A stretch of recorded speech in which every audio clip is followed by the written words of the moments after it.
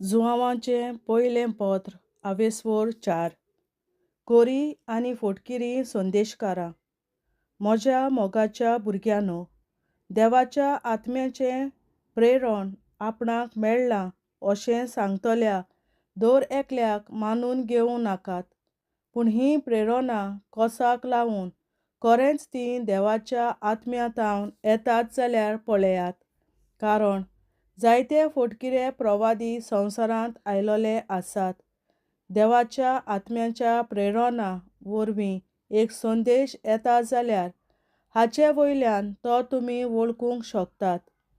जेजू मनशां सैबांत आयिल्लो क्रिस्त म्हूण मानून घेता तो सगळो संदेश देवातावन येता, आनी जो संदेश जेजूक असो मानून घेना तो देवातावन येना. असलो संदेश क्रिस्ताच्या विरोध्याचो.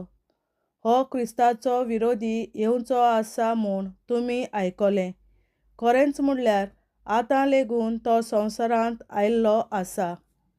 सुपुल्ल्या भुरग्यांनो, तुमी देवाची आनी ताचेर फोटकिऱ्या प्रवाद्याचेर तुमी जैत व्हेलां. कारण जो तुमचें सवें आसा तो संवसारांत आसा ताचे परस अदीक बलिश्ट. ते जाल्यार संवसारांतले, देखून संवसाराची भास ते उलयतात आनी संवसार ताचें आयकता.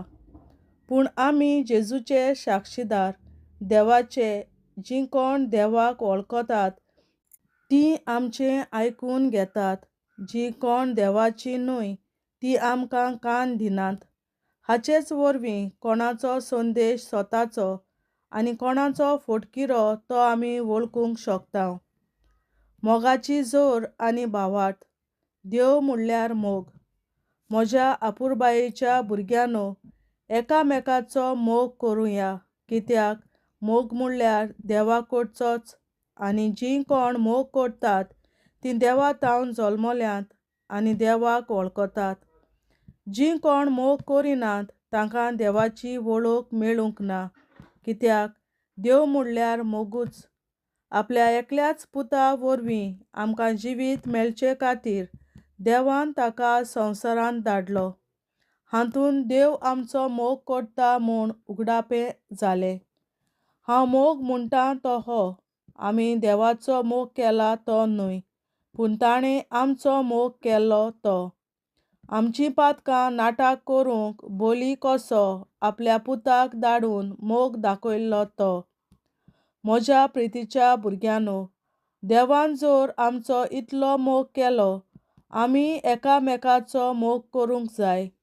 देवाक कोणेंच कदींच पळोवंक ना, पूण आमी एकामेकाचो मोग केलो जाल्यार देव आमचें सवें जियेता आनी ताचो मोग आमचें सवें सोंपाडणेक पावला.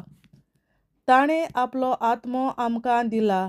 हे खुणे वरवीं आमी ताचें सवें जियेता आनी तो आमचें सवें जियेता म्हूण आमकां कळोन येता. बापान आपल्या पुताक संवसाराचो तारूक कसो धाडलो म्हूण आमी आमच्या दोळ्यांनी पळयलां आनी हाची आमी गवाय दिता. जीं कोण जेजू देवाचो पूत म्हूण मानून घेतात तांचें सवें देव जियेता आनी तीं देवा सवें जियेतात. देव आमचो मोग करता हो मोग आमी वळखून घेतला आनी ताचेर आमी भावार्थ थेवला. देव म्हणल्यार मोगूच. जीं कोण मोगान जियेतात तीं देवा सवें जियेतात आनी देव ताचे सवें जियेता. जोडटेच्या दिसाक पूर्ण विस्वासान आमी रावचे खातीर आमचें सवें मोग सोंपाडणेक पावलो. कारण ह्या संवसारांत सून आमी जेजू सारकीं जाल्यां.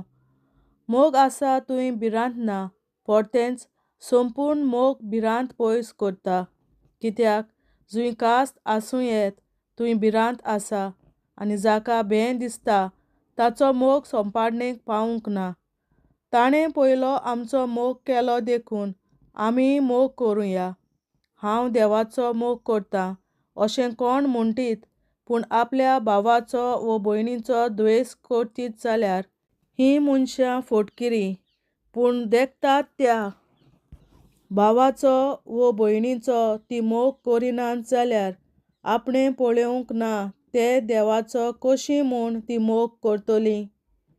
खरें तांचे कडची आमी घेतल्या ती आज्ञा ही, जीं कोण देवाचो मोग करतात तांणी आपल्या भावा भयणींचोय मोग करचो. देवाचें उतोरें. देवाचे व्हड उपकार.